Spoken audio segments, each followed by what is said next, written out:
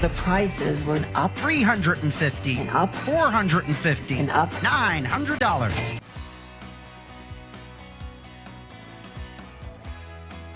Number 20. Moon shoes. Kids love bouncing up and down, as parents and mattresses everywhere can attest. I just gotta get moon boots. And while trampolines are arguably the most popular way for kids to leap in this way, there have been more portable attempts. Jumping up and down like a kangaroo. Moon shoes. While moon shoes have existed in some form since as early as the 1950s, the 90s saw Nickelodeon improve the safety of this product by making them from plastic and using bungee springs. And while they may have been cheaper than trampolines, moon shoes often led to just as many injuries, usually to the ankles or knees. But that didn't stop us from hopping around our neighborhoods or trying for a fabled double bounce on a bed or trampoline. I promised I'd get all the leaves. Number 19. The pain when your CD got scratched. This one is still somewhat relevant today since some video games still use discs. But back in the 90s, discs were everywhere, particularly CDs for music. Oh, your CD's skipping. I'm gonna watch TV instead. And keeping them clean and free of scratches was a practiced art. If it did happen, skipping audio was the least of the issues it caused. We tried everything we could to repair them, from banana peels to toothpaste. Finding a replacement wasn't as easy back then, since who knew if the local record store still carried it? Plus, we only had so much allowance or summer job money to spend. My Liza Minnelli CDs are gone! Number 18. The taste of victory after opening a Capri Sun correctly. Juice boxes come in many shapes and sizes, but the most infamous is Capri Sun for one simple reason: the difficulty in putting the straw in. Capri Sun. These juice pouches have a small straw target set vertically near the top, along with a sharp straw meant to pierce it more easily.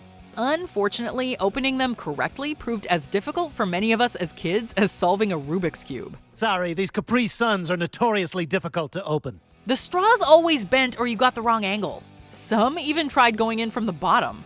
No matter the method, we usually ended up spilling juice on ourselves. Why is this soaked? Did a Capri Sun explode back here?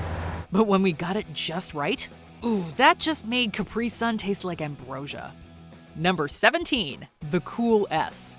There are a surprising number of 90s experiences relating to writing we could have discussed instead, like losing the tip of your push-point pencil, or how to hone your skills with a light bright. But one thing we all did in school is draw that cool S. To draw the S, all you have to do is draw 3 vertical lines on top of 3 vertical lines, then connect them, and draw points at the top and bottom.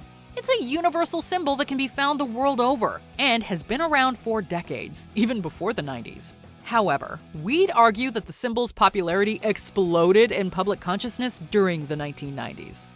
Number 16. The specific cheesiness of Mary-Kate and Ashley Olsen movies. Abracadabra.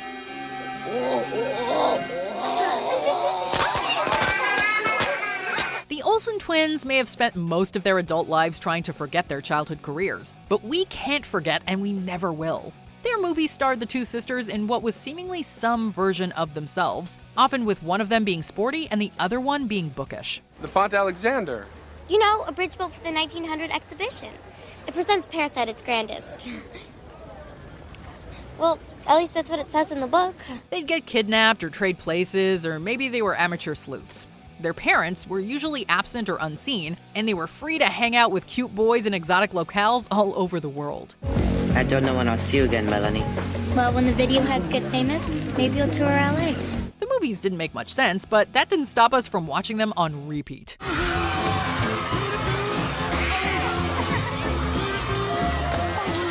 Number 15. Debating which deck design to choose for Windows 95 Solitaire. Microsoft Windows was and still is one of the biggest operating systems out there. Windows 95 came equipped with several games everyone played to death, whether you were working in an office or a kid just learning how to play on the computer. And Solitaire was usually the go-to due to how easy and fast-paced it is. Solitaire? Yeah, free cell. 6 on 7. I know, I saw that. So then why didn't you do it? I'm saving that because I like it when the cards go. Who doesn't love that? But what we took our time with was choosing which card backs to use. Are we feeling tropical with a beach design or elegant with the roses or vines? The castle evokes mystery. And who doesn't love a robot? These are the kind of decisions you need to make if you were going to play the game for just 5 minutes that became an hour. Hey, you know what I feel like doing now? Playing solitaire. Number 14, Beanie Babies Mania. These bean-stuffed toys are actually still around. However, their popularity today pales in comparison to how omnipresent they were during the 90s. The biggest toy craze in history. They would just lunge and grab. Because the company that made them created deliberate scarcity by retiring certain animals, the resale value on them was gigantic and created a huge demand among adults and teens. There were people out there who were buying the beanies, and this was their livelihood. But kids loved them too. They were everywhere. There were Beanie Baby magazines. They were arguably the first internet phenomenon. Goldie! We don't have Goldie! Yes! They were in Happy Meals. And sure, as kids, we probably devalued them by playing with them, but we didn't know any better. Number 13, waiting for dial-up internet. Kids today have it so much easier when it comes to the internet. Back in our day, wow, we're becoming our parents, aren't we? Using the internet wasn't as simple as opening a browser. We had to wait for it every step of the way. We had to access it using a phone line, so we had to block off time when no one was using the phone in our houses. Then we had to listen to that screeching dial-up internet noise that's ingrained in all of our heads forever while connecting to America Online.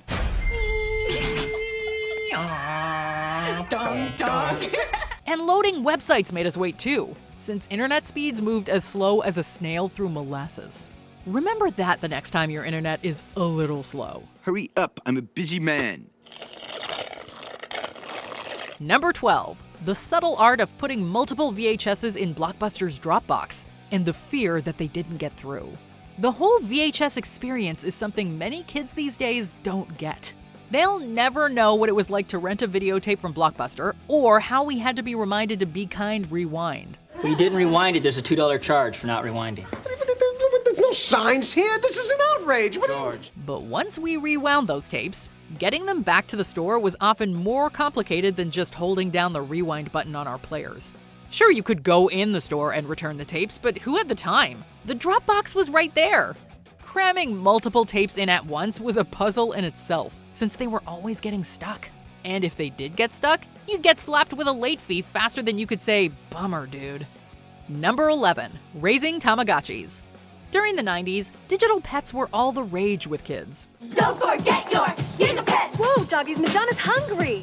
Don't upset your Gigapet! And while Gigapets also made a big splash, there's no beating the recognition of Tamagotchi.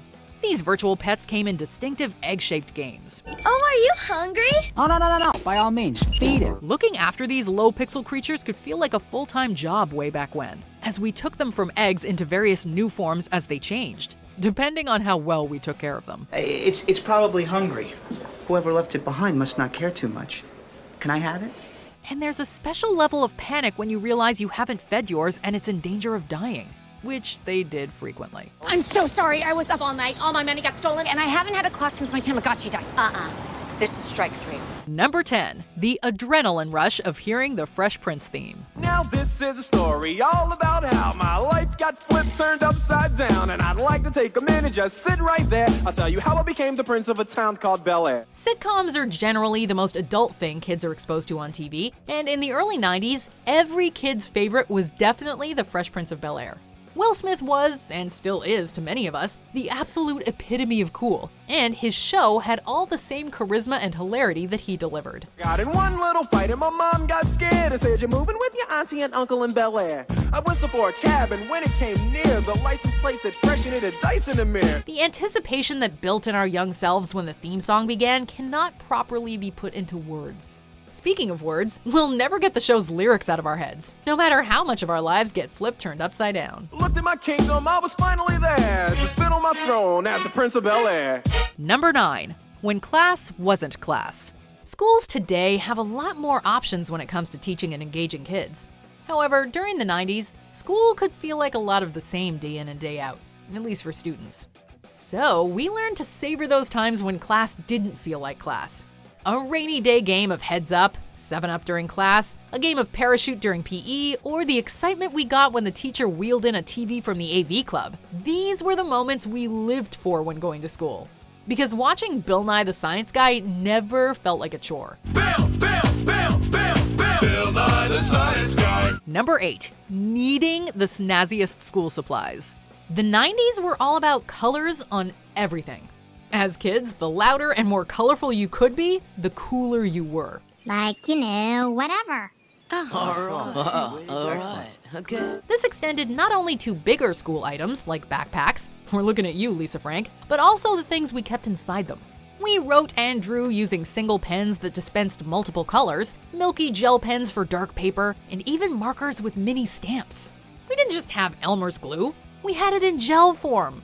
And we had it all in Space Maker pencil boxes, complete with a transparent lid. Number 7, outdoor toys that had to be different. Whoever came up with some of the toys during the 90s was definitely thinking outside of the toy box. Most of them were new spins on familiar concepts. I just gotta get moon boots. Bicycle spoke decorations have been around since bikes were invented, but specifically made beads? That was a new one. And sure, everyone's played with a baseball, but how about one that's green and has a Velcro catcher's mitt? Or how about a skipping rope, but instead it's made of plastic and attached to one of your feet and counts your skips like a Fitbit?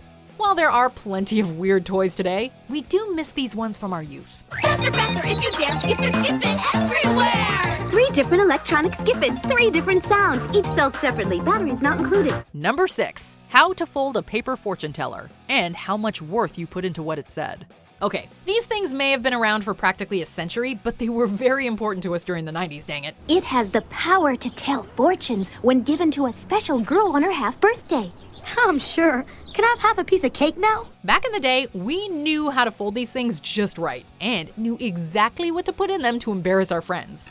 And despite knowing that our friends made them from paper, there was something mystical about the process of uncovering our fortune to the point where we're still embarrassed. Only now it's of how much stock we put into their outcomes. Oh my god, it says we like so-and-so? There's no way that's true, right? Plus, it was better than MASH. Now there's a game to end friendships. Should we stop listening to you? Yes. Definitely. Free at last! Number 5, the weird experimental foods and the struggle of getting your parents to get them for you. As we've seen already, the 90s were a time of experimentation with new concepts, and that extended to food as well. So fruity, they'll really turn your head. Whoa, I'll say. The decade saw bizarre sweets and snacks like Gushers, Lifesavers Holes, Butterfinger BBs, and cheesecake Jell-O cups. Strange drinks like Squeeze-Its, patently unhealthy cereals like Oreo O's, Reptar Crunch, Cookie Crisp, and Rice Krispies Treats cereal, and soft drink experiments like Crystal Pepsi. Truly, it was a renaissance for the food industry.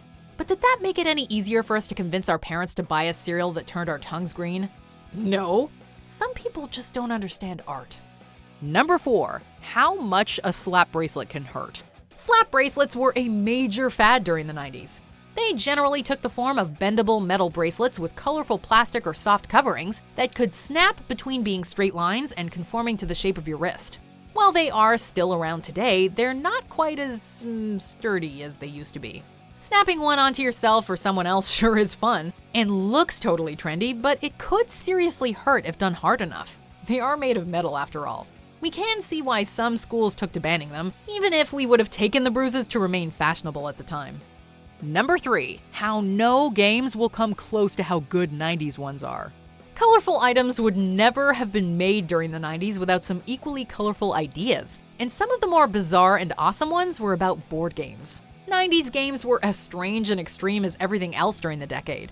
How else do you explain games like Dream Phone, a game similar to Clue, except the objective was to find out who had a crush on you? It's Dan! Dan, my man! You're right. I really like you. Yes! Dream Phone, the hot electronic talking phone game. It's for you! Or how about 13 Dead End Drive, where players fight over a major inheritance by trying to permanently get rid of the other players with traps? Wild, right? The fun's alive with 13 Dead End Drive. Number 2, the need for everything to be light up, color changing, especially purple, or inflatable. We've already touched a few times on how colorful and bright everything in the 90s was, but not only did everything have to be colorful, but it had to change colors too. Foods that changed colors were popular. Heck, sunscreen even sold by making it seem to kids like it would change their skin tone to weird shades. It totally didn't, much to our disappointment. It's new Coppertone Kids Color Block, the world's first disappearing purple sunblock. Purple, so you can't miss a spot. Rub it in, and the purple disappears. Everything had to be light up too, from sneakers to yo-yos. If it wasn't illuminated, it was only half as cool. Plus, inflatable stuff, including chairs and toys, was very popular. If we surrounded ourselves with this stuff now, we'd probably look crazy. But in the 90s, we were just trying to stay hip. Number 1, how insanely loud the THX logo is. Yeah, sure, we've got specialty theaters these days with lots of surround sound and tons of output, but back in the 90s, THX was the name in sound for movies.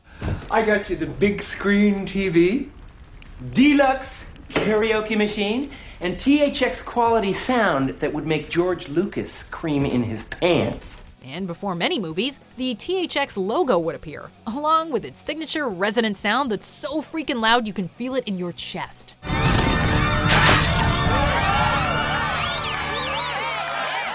It's a sound and experience so memorable that if you hummed it in public, people would know exactly what you were referencing and they might cover their ears reflexively. Or because you're making a weird noise in public. But definitely one of the two.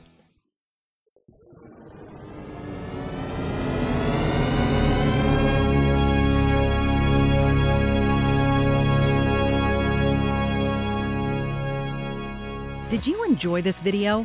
Check out these other clips from MsMojo, and be sure to subscribe and ring the bell to be notified about our latest videos.